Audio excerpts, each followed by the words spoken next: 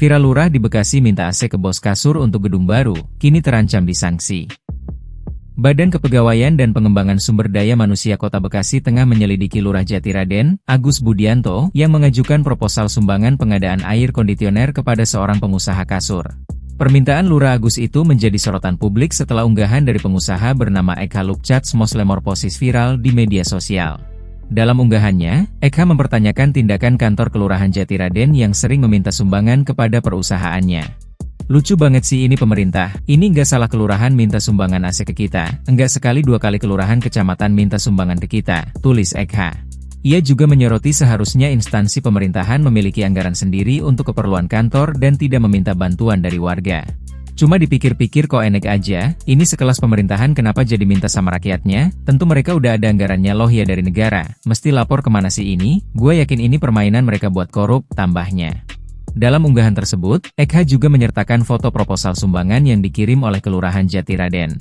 Proposal itu ditandatangani Lurah Jatiraden dan berkop surat resmi dengan alamat kantor di Jalan Camar RT 3 RW 7 Kelurahan Jatiraden Kecamatan Jati Sampurna.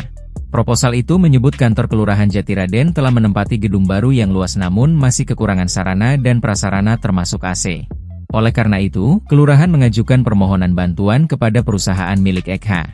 Maka berkaitan dengan hal tersebut di atas, guna menunjang aktivitas aparatur dalam memberikan pelayanan kepada masyarakat, kami bermaksud mengajukan permohonan bantuan pengadaan pendingin ruangan kepada perusahaan yang Bapak Ibu pimpin, demikian isi proposal tersebut.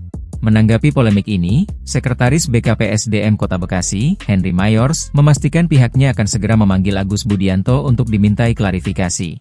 Saat ditanya mengenai kepindahan kantor Kelurahan Jatiraden sebagaimana tertulis dalam proposal, Henry tidak memberikan jawaban pasti. Ia menegaskan bahwa pihaknya akan mengumpulkan informasi terlebih dahulu. Sementara itu, Wali Kota Bekasi, Tri Adhianto menegaskan sanksi akan diberikan jika terbukti ada pelanggaran aturan dalam permintaan sumbangan. Tri mengingatkan seluruh kebutuhan sarana dan prasarana kantor pemerintahan harus melalui APBD atau mekanisme resmi lainnya. Meminta bantuan langsung kepada pengusaha tanpa prosedur yang sah dapat menimbulkan konflik kepentingan dan merusak integritas pemerintah, tegasnya. Ia memastikan Pemkot Bekasi membuka ruang bagi dunia usaha yang ingin berkontribusi melalui program Corporate Social Responsibility. Namun ia menekankan bahwa kontribusi tersebut harus dilakukan sesuai prosedur agar tidak menimbulkan konflik kepentingan.